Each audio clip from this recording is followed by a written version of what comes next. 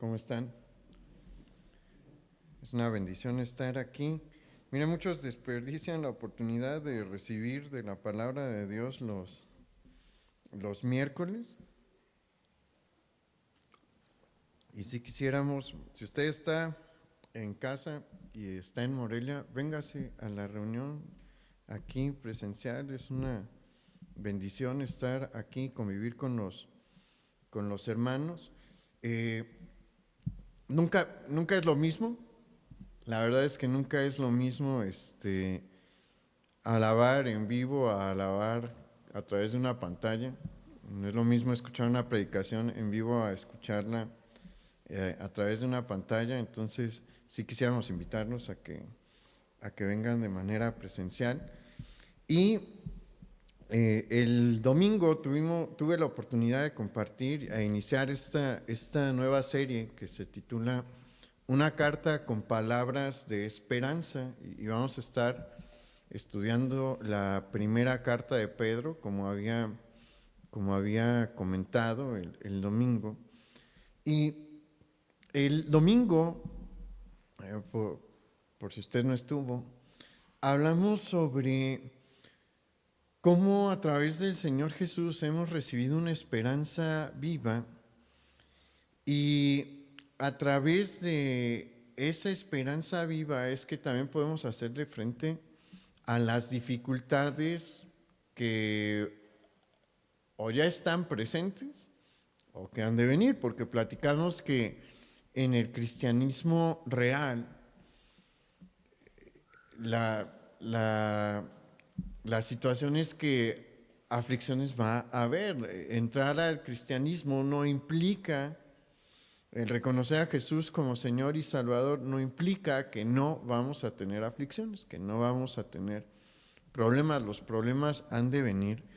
Y si se acuerda, platicamos que la iglesia, estas iglesias del norte de Asia Menor, estaban pasando por una persecución, pero que era una persecución más social que física. Pero esta esperanza viva era suficiente para ayudarles a salir adelante. Y hoy, teniendo eso en contexto, vamos a seguir estudiando el capítulo 1. Y el título de nuestro mensaje el día de hoy es Un llamado a la santidad. Y vamos a encontrar cosas bien interesantes en el mensaje del Espíritu Santo para nosotros a través del apóstol Pedro, porque platicamos que el apóstol Pedro es el autor de esta carta. Y a partir del versículo 13, acompáñame por favor a Primera de Pedro, capítulo 1, versículo 13, vamos a encontrar al Espíritu Santo haciéndonos un llamado a la santidad.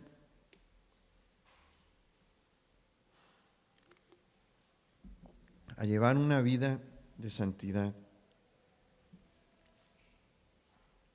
¿Ya está ahí? Vamos a leer. Primera de Pedro, capítulo 1, versículo 13 dice: Por tanto, ceñid los lomos de vuestro entendimiento, sed sobrios y esperad por completo en la gracia que se os traerá cuando Jesucristo sea manifestado. Como hijos obedientes, no os conforméis a los deseos que antes teníais estando en vuestra ignorancia, sino como aquel que os llamó es santo, sed también vosotros santos en toda vuestra manera de vivir, porque escrito está: sed santos porque yo soy santo. Y en este llamado que está haciendo el apóstol Pedro en esta su primera epístola, en estos versículos encontramos un eco del llamado hecho en los tiempos de Moisés al pueblo de Israel.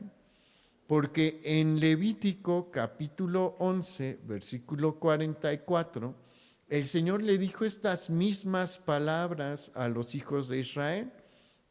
Él les dijo: porque yo soy Jehová vuestro Dios, vosotros por tanto os santificaréis y seréis santos porque yo soy santo.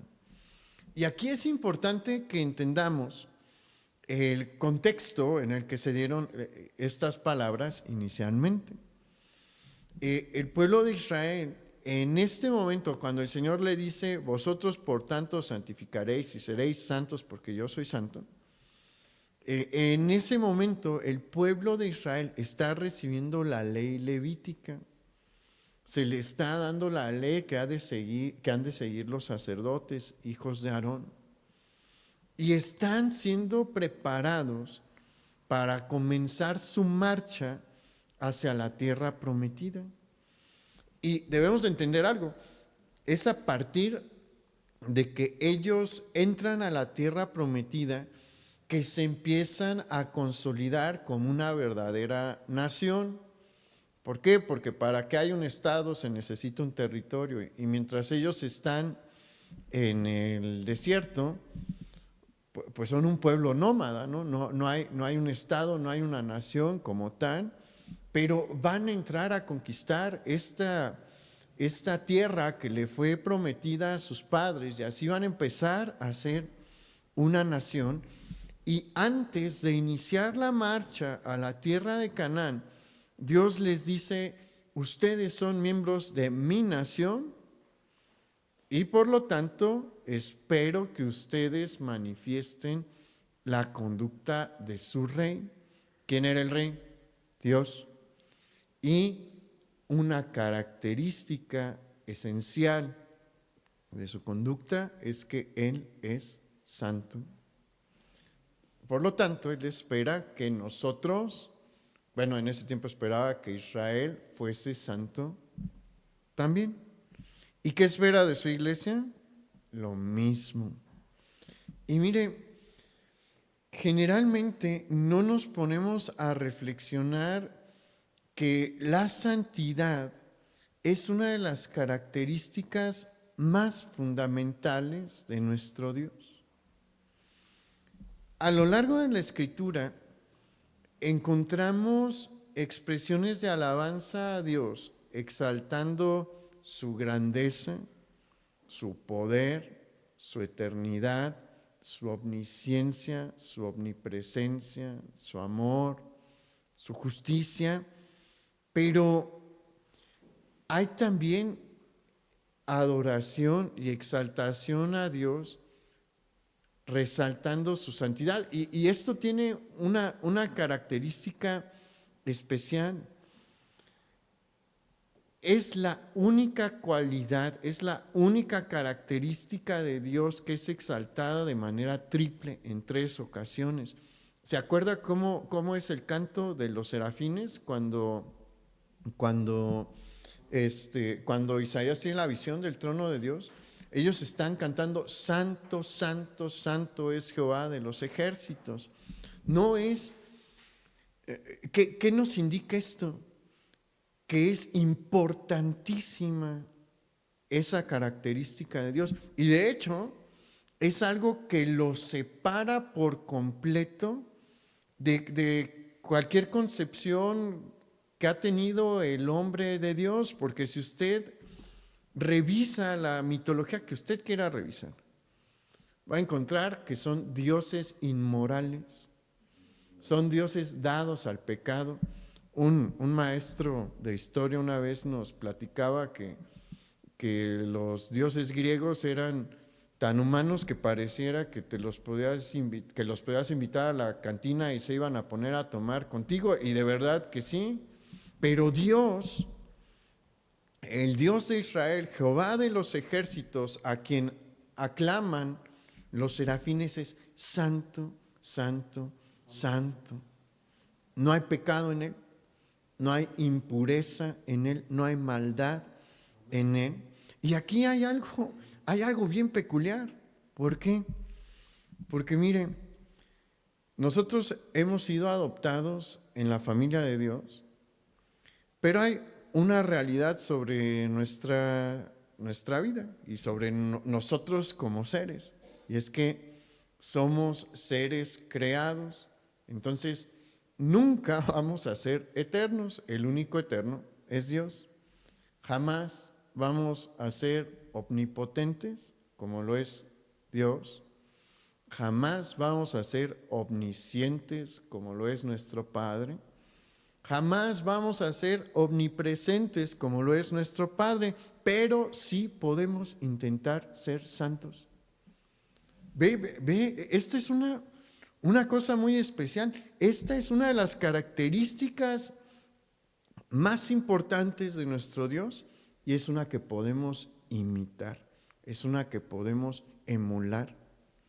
Entonces le debemos de prestar atención. La voluntad de Dios era que Israel se levantase como una nación santa y que fuese un ejemplo para las demás naciones de la tierra. Pero ahorita no estamos en el tiempo de Israel. Ahorita estamos en el tiempo de la iglesia. Y la voluntad de Dios es que sus hijos, los miembros de la iglesia, que han sido redimidos por la sangre de Jesús, lleven una vida santa. Y este mensaje no se lo puede resbalar al vecino. Este mensaje va dirigido a todos nosotros. La voluntad del Señor es que llevemos una vida santa para que seamos un ejemplo a todos los que están a nuestro alrededor. El versículo 14 que leímos de Primera de Pedro nos recuerda que a pesar de que hemos nacido de nuevo, en nosotros sigue habiendo ciertos deseos de nuestra vida pasada. Estos deseos van a brotar de tanto en tanto. ¿Por qué? Porque acuérdese, si estuvo en la predicación del domingo, una vez que nuestra alma es salvada por el sacrificio de Jesús, nosotros inmediatamente, en ese mismo instante, somos introducidos en el proceso de santificación. Y es un proceso que dura toda la vida, en el que día a día deben de disminuir nuestras tendencias a pecar. Hay ocasiones en las que al momento de recibir la salvación de nuestra alma a través del arrepentimiento y el sacrificio de Jesús que nos redime, hay pecados que se quitan inmediatamente. Dios los quita de raíz. Hay muchas personas que le batallaron con algún vicio, sea alcohol, pornografía o demás. Y cuando se entregan al Señor, eso se corta de tajo y no vuelve a salir. Pero tal vez esta persona también le batallaba con el enojo y ese sigue ahí, sobre ese se va a tener que trabajar. O tal vez esta persona es muy impaciente o se le hace muy fácil soltar una mentirilla por ahí, o que con eso se va a estar trabajando a lo largo del proceso de santificación. Vamos a seguir batallando con algunas tendencias a pecar, pero mientras más vayamos avanzando en la vida cristiana, nuestros pecados pasados deben de ir quedando más atrás y la fuerza del pecado debe de disminuir constantemente. Y hay algo importante, y es que el Espíritu Santo no nos dejó a ciegas al darnos esta instrucción de vivir una vida de santidad. Esta es una de las cosas maravillosas que encontramos en la Biblia. ¿Vamos a encontrar a Dios dándonos muchas instrucciones? Sí, pero no nada más nos va a dar la instrucción, nos va a decir cómo hacerle para poder cumplir con esa instrucción. Y es justamente lo que nosotros vamos a encontrar aquí en este pasaje que acabamos de leer. Aquí el Señor nos dice en el versículo 14 que debemos de, para vivir esta vida de santidad, debemos de comportarnos como hijos obedientes, pero en el versículo 13 hay una clave porque ahí se nos dice, ceñid los lomos de vuestro entendimiento. Hay algunas traducciones que presentan esta misma frase de la siguiente manera: preparen su mente para actuar. Y después encontramos esta expresión también, sed sobrios, que implica tener dominio propio. Y con esto el Señor nos está diciendo que para someter los deseos pecaminosos de nuestra vida pasada, necesitamos preparar nuestra mente para tener dominio propio. La mayoría de los pecados nacen aquí. Hay ocasiones en las que sí llega una tentación, pues de manera inesperada, sí sucede, sí sucede. Pero muchos de los pecados en los que constantemente caemos empiezan en nuestra mente. La tentación sorpresiva puede ser efectiva contra alguien, como vimos me parece que fue hace 2 semanas. Sí, hace 2 semanas. Cuando alguien no está haciendo lo que le toca hacer. ¿Se acuerda que vimos el caso de David? Y tenía que estar haciendo otra cosa, decidió ponerse a descansar y le llega una tentación sorpresiva y no estaba listo espiritualmente para enfrentarla y cae. Entonces, para una persona que no está fuerte espiritualmente y que no está haciendo lo que debería de hacer, el ataque de la tentación sorpresiva es efectivo, pero generalmente con un cristiano, con un creyente que está en constante comunión con el Señor, que está fuerte espiritualmente, la tentación sorpresiva no es tan eficaz. Es más eficaz la que se trabaja en la mente, la que el enemigo ahí va trabajando y carburando y preparando.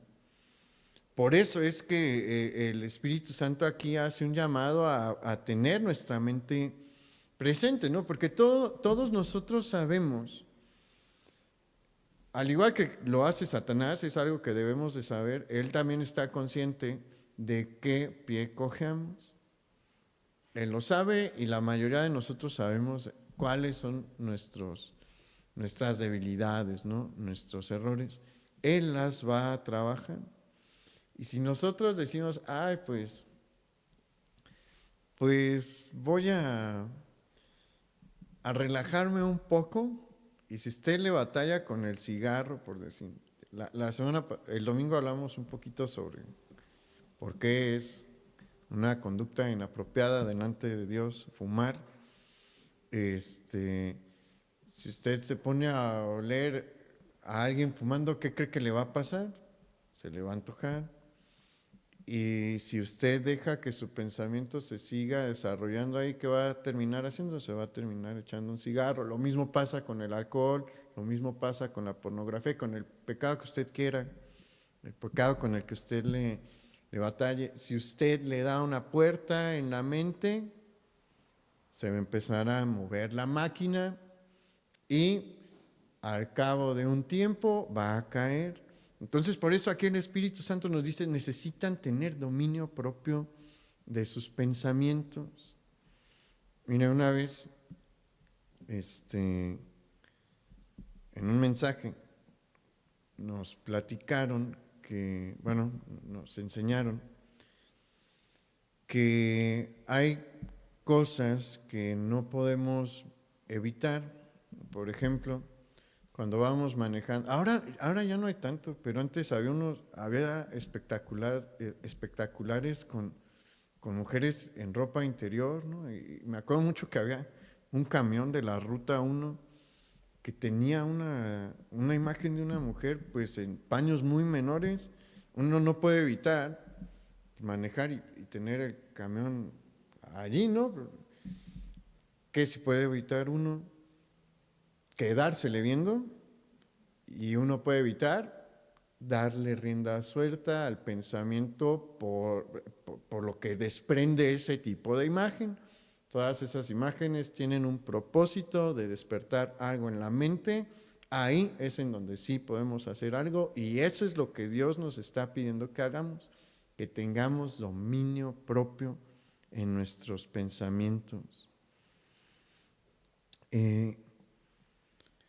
Y todo lo anterior, de acuerdo con lo que se ha señalado en la segunda parte del versículo 13, se logra, o sea, para yo tener dominio propio, necesito poner, según lo que enseña el versículo 13, mi esperanza en la gracia que nos va a dar el Señor, y también debo de poner mi pensamiento en que el Señor va a bendecir y a honrar a aquellos que le honraron y le obedecieron cuando Él regrese como el Mesías reinante.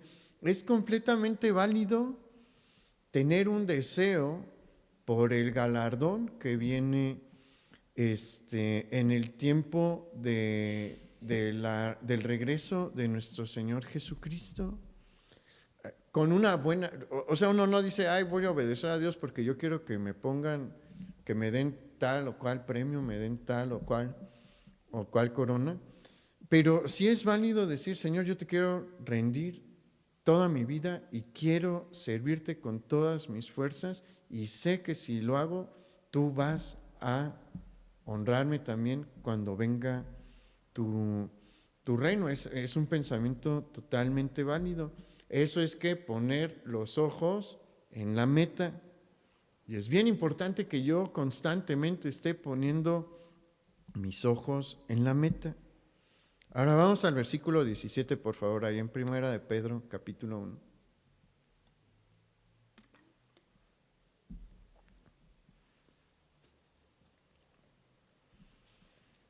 Dice, y si invocáis por Padre aquel que sin acepción de personas juzga según la obra de cada uno, conducíos en temor todo el tiempo de vuestra peregrinación, sabiendo que fuisteis rescatados de vuestra vana manera de vivir, la cual recibisteis de vuestros padres, no con cosas corruptibles como oro o plata, sino con la sangre preciosa de Cristo, como de un cordero sin mancha y sin contaminación. En estos 3 versículos, sobre todo en el versículo 17, vamos a encontrar una verdad importante. Los 3 versículos nos enseñan varias verdades, pero el versículo 17 nos enseña que Dios es el gran juez de toda la creación. Esto es algo que a mucha gente le incomoda, porque a nadie le gusta ir a juicio como el sospechoso principal, o alguien cree que esa es una sensación muy placentera y muy agradable, ir a juicio como el acusado. No, no es una emoción ni una sensación agradable ser el acusado en un juicio.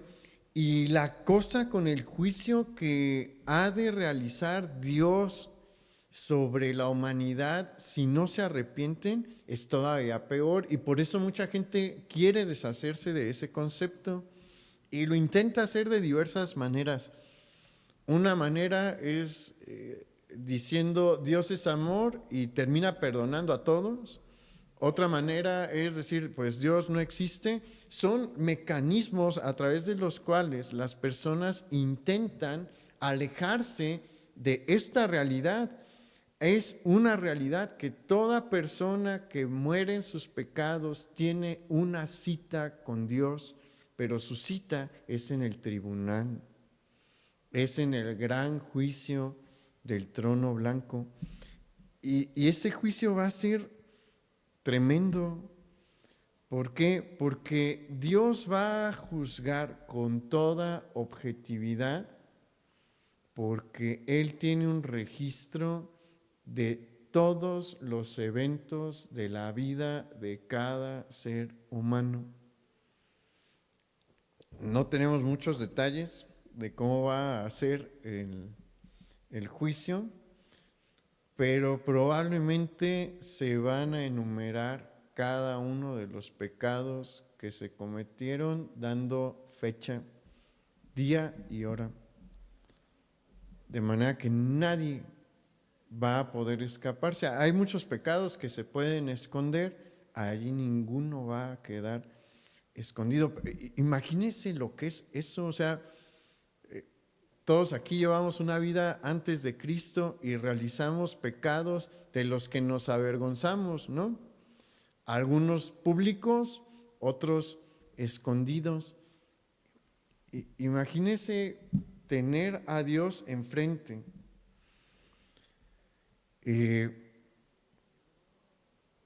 La presencia de Dios emana su santidad. Mire, los serafines son seres impresionantes.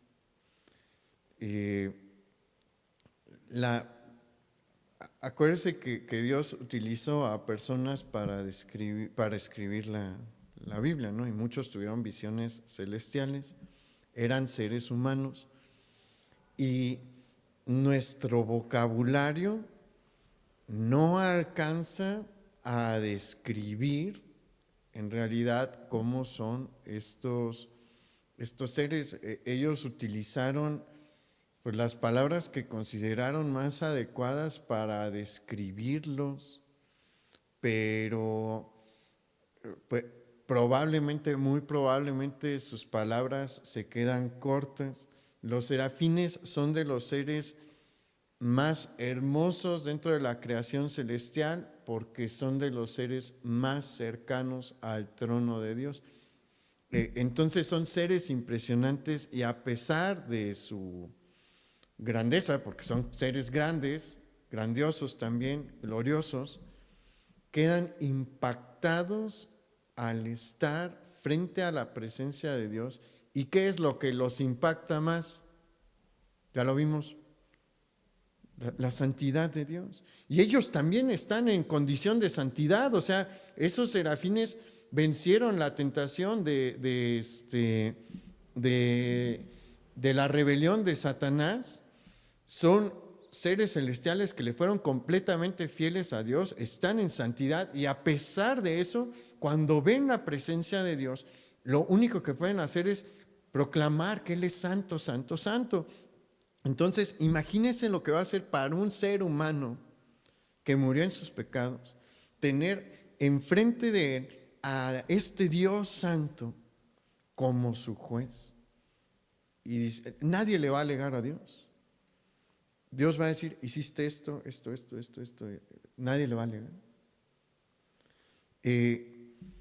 Entonces, ahí el apóstol Pedro nos está diciendo que tengamos esto en cuenta, que Dios es el juez de toda la creación y si lo invocamos por Padre, o sea, si decimos que Él es nuestro Padre, ese hecho de invocar a Dios como nuestro Padre nos debe de llevar a vivir una vida en santidad, una vida bajo el temor de Dios.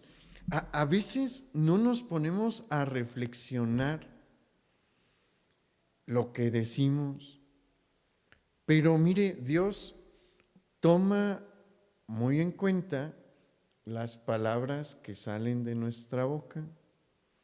No por nada, uno de los 10 mandamientos, el tercer mandamiento, ¿cuál es?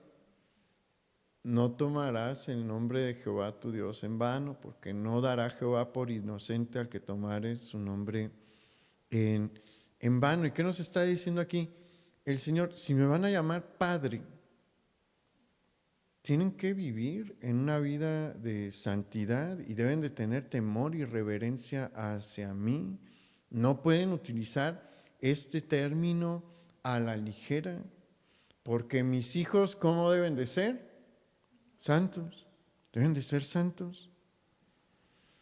El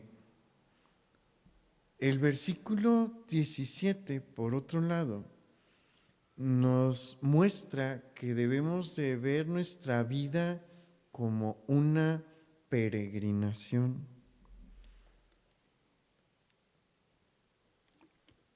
Y esto también es importante, porque debemos de tener bien presente que nuestra casa no está aquí, que nuestro destino final no está aquí. Y cuando entendemos eso, nuestra perspectiva de la vida cambia por completo. Hay muchas personas que viven para tener todo aquí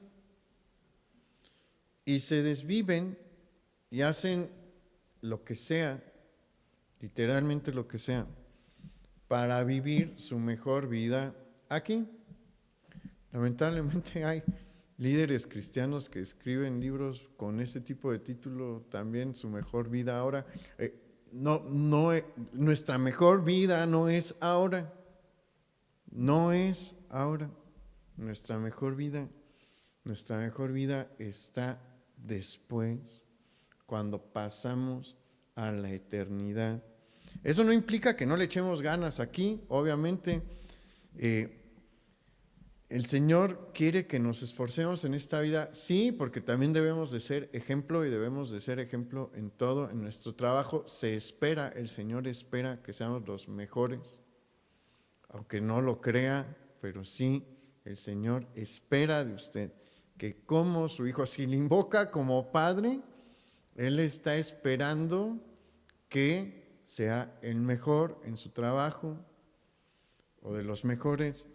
Los que estudian, Dios también está esperando que sean los mejores. Dios no está esperando que sean de los del 6, de los que apenas rayan, ¿no?, en el semestre o en el año. No, espera que den su mejor esfuerzo. Hay áreas en las que obviamente no, yo le batallé también, como todos le batallamos con algún tipo de materia, ¿no? Pero es una cosa muy distinta cuando, teniendo la facultad, no le echo ganas, a cuando saco un 8 en un área que se me dificulta, ¿no? Di mi mejor esfuerzo, no pude más, pero di mi mejor esfuerzo. Dios espera de nosotros que demos nuestro mejor esfuerzo. Sí. ¿Qué otra cosa enseña la Biblia en cuanto a nuestra vida ahora? Que Él nos puso como administradores aquí en la tierra. De lo que nos dio, Él nos va a dar determinadas cosas. ¿Se acuerda que en la parábola de los talentos a uno le dio 5, a otro le dio 2 y a otro le dio 1, dependiendo de las habilidades que el Señor vio? ¿Y qué espera? Que le entreguemos algo mejor que lo que nos dio. Y sabe que inicialmente los cristianos protestantes pensaban eso. Ellos decían, Dios me puso en esta tierra y espera que se le entregue en una condición mejor a como la encontré cuando nací. El mundo sería muy distinto si siguiéramos pensando esto, pero eso no implica que mi enfoque es aquí, porque ¿por qué me esfuerzo por ser el mejor? Porque si honro a Dios, Él me va a honrar en la ciudad celestial. Si yo me esfuerzo por entregarle al Señor algo mejor, de lo que me dio en administración, aquí en la tierra, Él me va a dar, Él me va a honrar en la ciudad celestial. Nuestro galardón que debemos de buscar es el que está allá, y haciendo cosas aquí, hay galardón allá. Pero también el tener presente que somos peregrinos aquí nos quita un lastre que muchas personas están cargando, y es el aferro a las cosas terrenales. Hay mucha gente que se aferra por completo a las cosas terrenales y no puede vivir en paz porque siente que... ¿Cómo vive la mayoría de la gente con mucho dinero? Preocupadísima porque por perderlo o porque se lo roben. Es un lastre que se va arrastrando. Al final de cuentas lo van a perder. Es la realidad. ¿Por qué? Porque cuando mueran no se van a llevar nada. Nada. Es un desperdicio lo que pongan a los que los entierran en el cajón. ¿Por qué? Porque no va a tener ninguna utilidad, se va a echar a perder, no se lo va a llevar, ya no lo va a disfrutar. Aunque le pongan la mejor camisa, el mejor pantalón y le dejen su reloj, se va a echar a perder ahí, no lo va a disfrutar, está muerto, ya pasó a la eternidad. Nosotros debemos entender esto. Nada, así como entramos a este mundo sin nada, así vamos a salir. Entonces no debemos de aferrarnos a las cosas materiales, siempre debemos de entender que nuestra mejor vida está en la eternidad, no es aquí, no es en el ahora. Y bajo esta peregrinación, nosotros debemos de andar paso a paso en el temor de Dios. Hay otra razón que se nos da en el versículo 18 por la que nosotros debemos de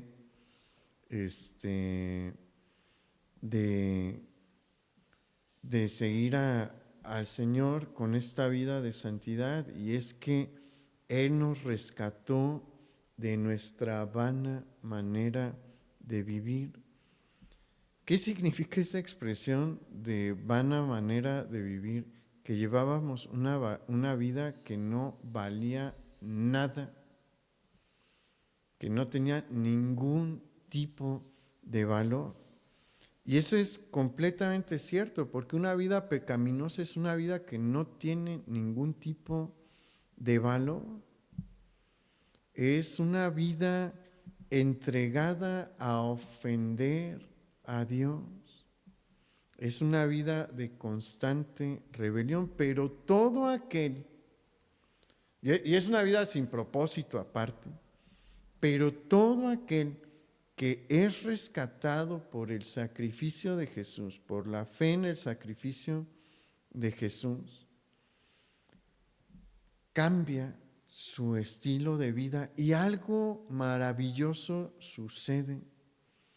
Y es que es liberado de la opresión y de las cadenas del pecado.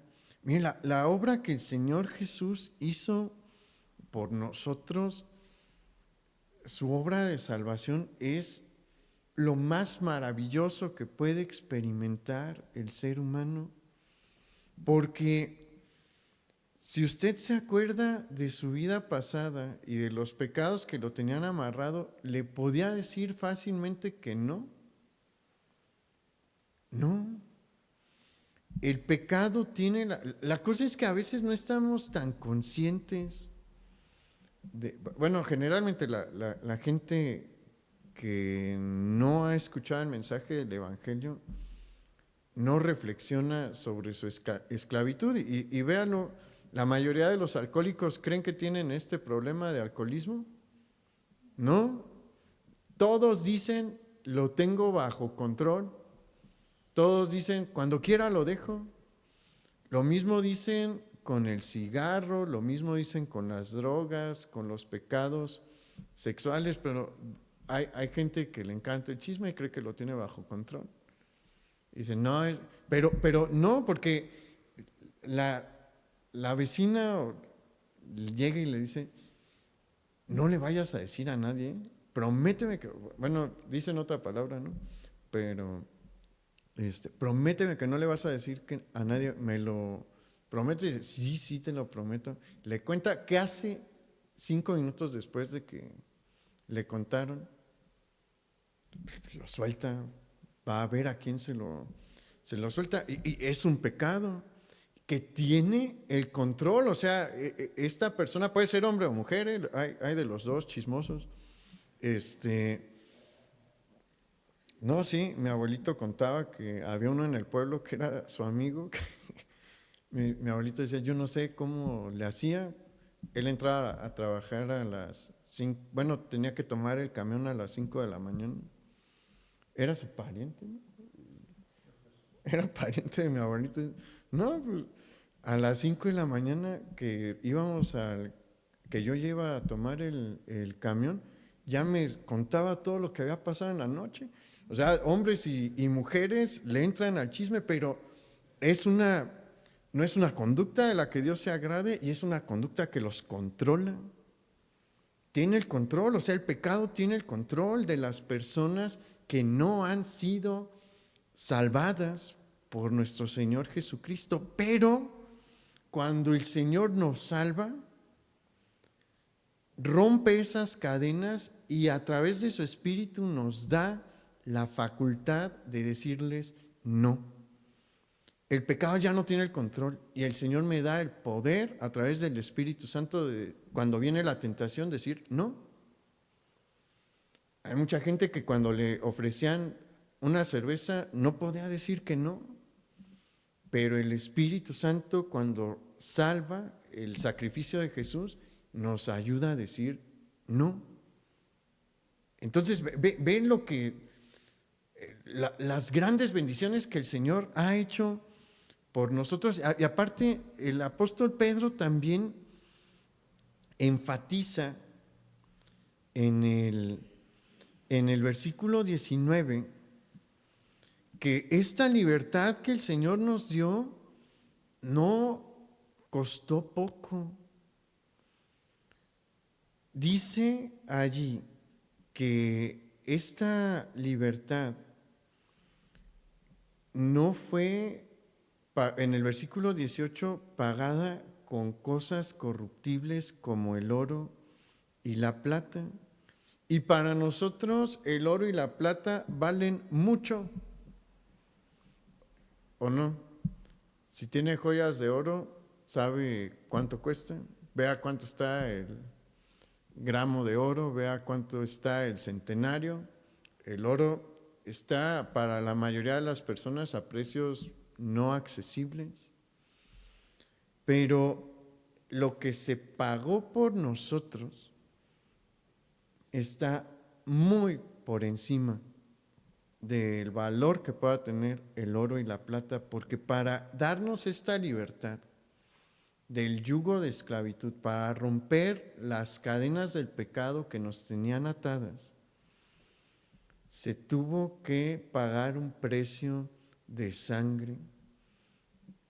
Mire, una vida humana es más valiosa que cualquier tesoro. Ante los ojos de Dios, una vida humana vale más que el oro y la plata. Pero no podemos tener una perspectiva real de comparación para el precio que se pagó por nosotros, porque el precio fue la sangre de Jesús. Y Jesús no era cualquier persona. Y es algo que a veces lo podemos entender conceptualmente, pero no lo entendemos a plenitud. Él era Dios. Él era Dios hecho carne, completamente justo. Y mire, las palabras del ladrón que murió junto a Jesús en una de las cruces que estaba a su lado, Dios le permitió allí ver una realidad de lo que estaba sucediendo, porque se acuerda que el otro andaba burlándose del Señor Jesús, y el otro le dice, en otras palabras, ¿no? Dependiendo de la traducción que lea, pero parafraseando le dice, guarda silencio, porque él que está allí no hizo nada malo. Nosotros llevamos una vida de pecado terrible, somos criminales, pero él que está en medio de nosotros no hizo nada malo, nunca hizo algo malo. Nunca nos hemos topado con alguien así. De Jesús no había alguien que le pudiera decir, hiciste esto mal, pecaste aquí. A veces nos indignamos cuando mueren niños, ¿no? En las guerras o por accidentes, porque decimos, ay, pues era un inocente, Jesús era más inocente que cualquier niño. Y era Dios, o sea, él era un ser divino, el ser divino encarnado, y dejó que le escupieran, que le golpearan, y hemos platicado, ¿no? Que se sometiera a una tortura en la que derramó toda su sangre y entregó su vida por nosotros. Entonces, estas son razones suficientes para entender el por qué debemos de llevar una vida de santidad en toda nuestra peregrinación.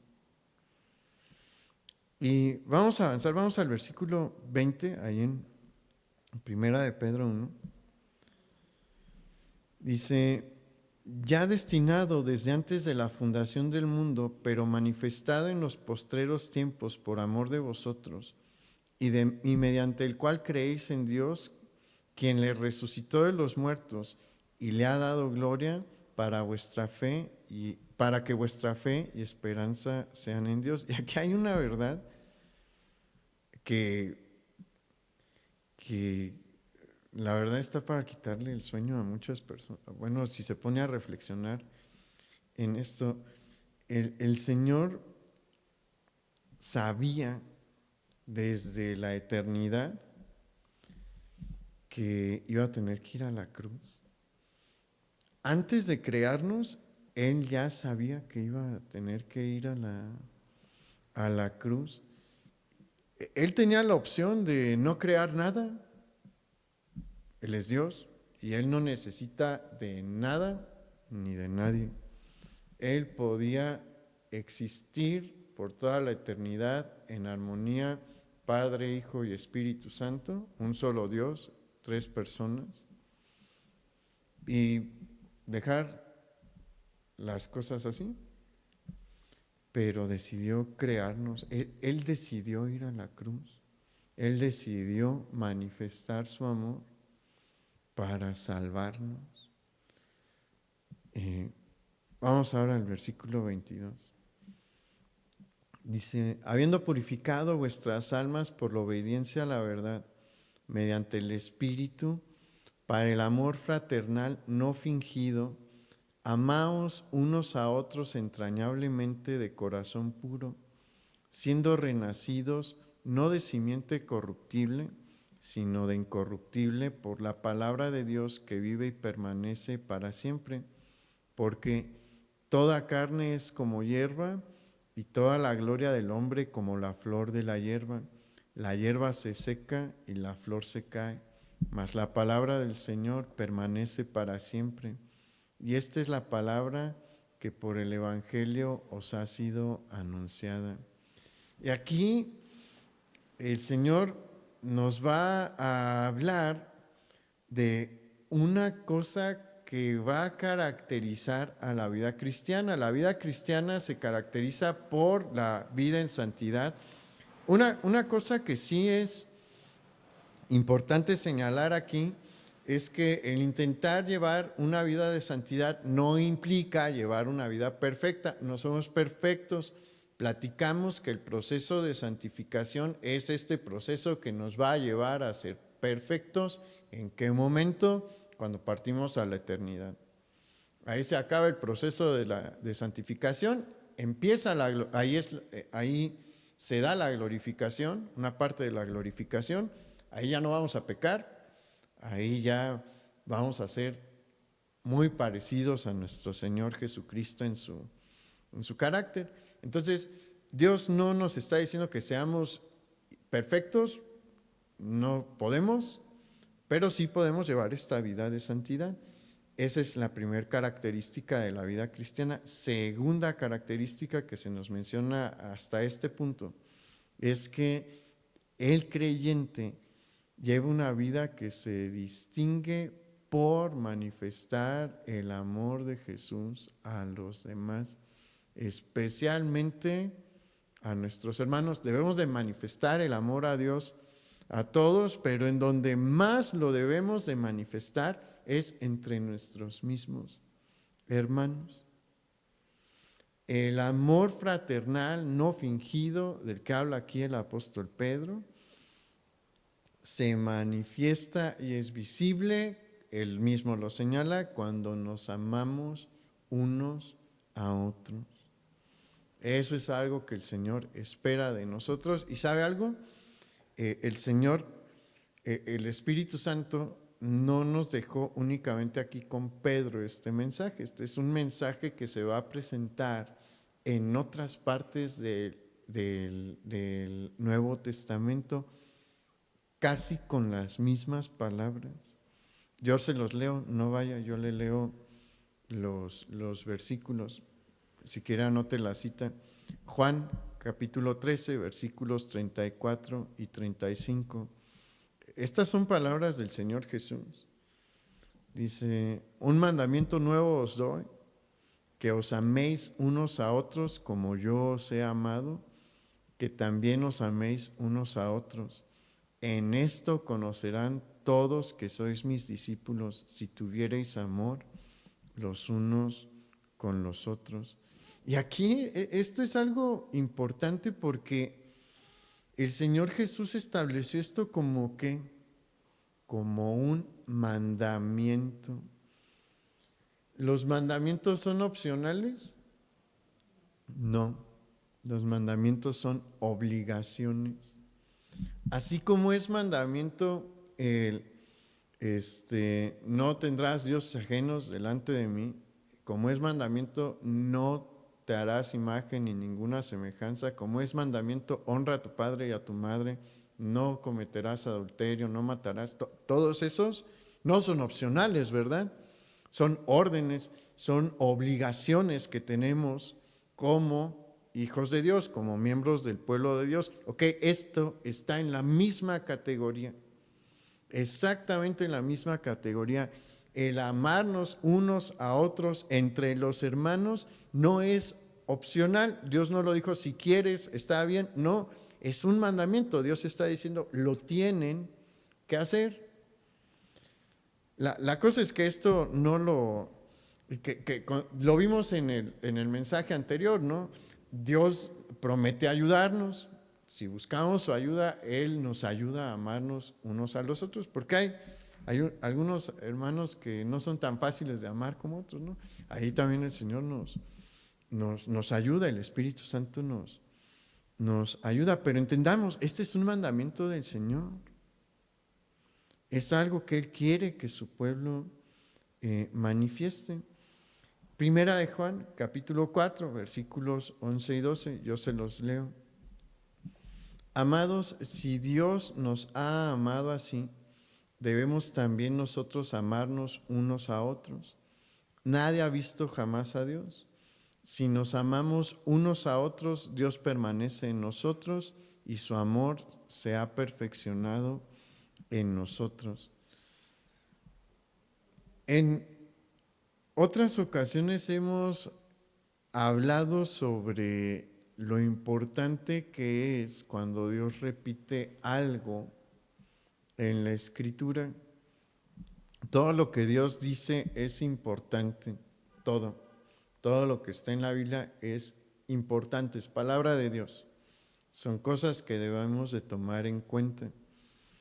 Pero cuando el Señor la repite, que significa que es algo a lo que le debo de prestar bastante atención. A todo le debo de prestar atención, pero si Dios repitió algo, es porque le debo de prestar mucha atención. Le doy rápido un ejemplo. Cuando usted lea los evangelios y vea a Jesús decir, de cierto te digo, ese de cierto es un énfasis. Ahí Jesús está diciendo, hey, presten atención. Pero si usted encuentra, porque sí lo hay ocasiones en las que Jesús dice, de cierto te digo, ahí hay que prestarle más atención. Jesús lo está enfatizando. ¿Cuántas veces ha hablado, cuántos pasajes he mencionado en los que el Señor habló en el Nuevo Testamento sobre la necesidad de amarnos unos a otros? 3. ¿Será importante? Es muy importante. ¿Y sabe algo? Los primeros cristianos lo entendían muy bien. La iglesia cristiana de los primeros 3 siglos impactó a Roma, entre otras cosas por esto. Esta fue una de las grandes razones que llevaron a que muchos en el Imperio Romano, aunque costaba la vida ser cristiano en varias ocasiones, se entregaban a Cristo. ¿Por qué? Porque veían que había una vida mejor, que veían mejor en la vida, que había un amor que no iban a encontrar en el mundo romano, porque no lo iban a encontrar. Mire, el mundo romano era un mundo indiferente al sufrimiento de las personas más débiles. El mundo romano no tenía compasión de las viudas, no tenía compasión de los huérfanos. Era un mundo morboso y cruel porque le gustaban las luchas a muerte y las competencias a muerte. En lugar de ver, todavía no se inventaba el fútbol, ¿no? Ni ninguno de los deportes modernos, como los conocemos, había algunos que iban empezando a tomar cierta forma, pero ellos acudían a la arena romana a ver carreras, sí, pero lo que a veces no entendemos era que eran carreras a muerte, o sea, ganaba, sí, el que llegaba primero, pero a veces nada más llegaba uno porque había que matar a los que estaban cerca o destruir el carro del que estaba cerca. O sea, si lo destruías, te aplaudían, ¿no? La destrucción de esos carros generalmente implicaba la muerte del conductor. ¿Cómo era lo de los gladiadores? Eran luchas a muerte y lo disfrutaban, o sea, los romanos lo disfrutaban. Era una sociedad relativamente cruel y se topan con las iglesias cristianas y con los cristianos. ¿Qué hacen los cristianos en ese tiempo? Los cristianos fundan albergues para huérfanos y les dan de comer y los cuidan. Fundan albergues para las viudas y les dan de comer y las cuidan. Nadie los detenía, ¿por qué? Porque aunque su cultura era así de cruel, pues entendían que lo que estaban haciendo era bueno. Decían, están locos, pero decían, esto es bueno. La sociedad romana era una sociedad muy dividida, étnicamente y socialmente. Había una distinción hasta en las leyes, ¿no? El derecho romano era exclusivo para los romanos, el derecho de gentes era para todos los demás. El derecho romano era fabuloso, tener derechos como romano era maravilloso, tenías muchos privilegios. Estar en el derecho de gentes no era maravilloso. Así es, las diferencias sociales son muy, muy, muy marcadas, en algunas etapas de Roma más que en otras. Y en las iglesias cristianas, pues hay gente de todo, de todas las nacionalidades, porque muchas están en puertos. Hay hombres, hay mujeres, hay ancianos, hay ricos, hay pobres, y todos se aman como hermanos. Y los romanos decían, bueno, los habitantes del imperio decían, pues esto me atrae, esto se me hace mejor que lo que veo en mi vida cotidiana. Eh, los cristianos iban a las cárceles a llevarle de comer a los presos. Las cárceles en ese tiempo no era para que aprendieras tu lección, era para que te pudrieras ahí, que contrajeses lepra o alguna enfermedad infecciosa y ahí te murieras lentamente. No los alimentaban bien, nada así, pero los cristianos sentían compasión e iban a a las prisiones a llevarles pan caliente. Los dejaban. ¿Por qué? Porque podían entender, ¿no?, que esto era mejor que lo que vivían. ¿Se acuerda de la película de Ben-Hur? Las galeras a los que los ponían a remar hasta que se murieran. Cuando había iglesias en las ciudades con puertos, los cristianos estaban esperando a que llegaran barcos con prisioneros condenados a morir ahí en las galeras para pedir permiso y que les dieran chance de darles de comer y limpiarles las heridas. Y les daban la oportunidad, ¿por qué? Porque entendían que era algo bueno lo que estaban haciendo. Y como iglesia, ¿qué estamos haciendo? ¿Estamos viviendo igual que ellos o no? La verdad es que la iglesia ha dejado muy atrás ese estilo de vida que tenían los primeros, los primeros cristianos.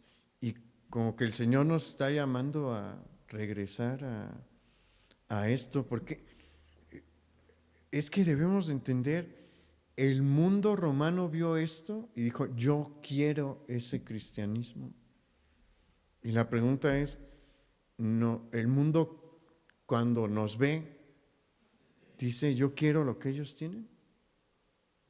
Pregúntese si sus compañeros de trabajo, sus compañeros de escuela, si sus vecinos cuando los ven y conviven con usted, dice, yo quiero eso. O dice, vive igual que yo o peor. Mire, Dios nos está llamando a cambiar nuestro estilo de vida. Dios quiere que llevemos una vida como verdaderos miembros de su pueblo, y eso se obtiene, bueno, y eso se logra haciendo estas dos cosas: viviendo en santidad y manifestando el amor de Dios a los demás.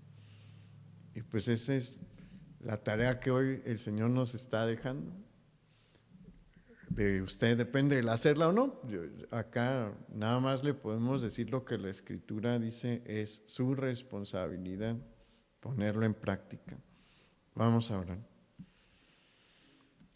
Señor, te damos muchas gracias porque nos has hecho parte de tu pueblo y estamos aquí porque tú pagaste ese precio de sangre, tu sangre, para adoptarnos y liberarnos. Y nos estás diciendo hoy, yo pagué, yo los liberé, hoy son libres. Vivan en santidad, resplandezcan en medio de esta generación y manifiesten mi amor a los demás. No lo escondan, llévenlo a nosotros. Acuérdense de los pobres, acuérdense de las viudas, acuérdense del que está en necesidad. Y antes de salir, primero vean por sus hermanos dentro de la iglesia.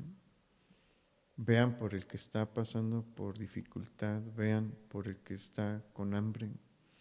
Ayúdanos, Señor, porque ciertamente te hemos fallado, pero queremos, Señor, cambiar nuestra vida y mientras estemos en esta peregrinación, Queremos, Señor, que las personas que están cerca de nosotros te vean a ti y digan, yo quiero eso.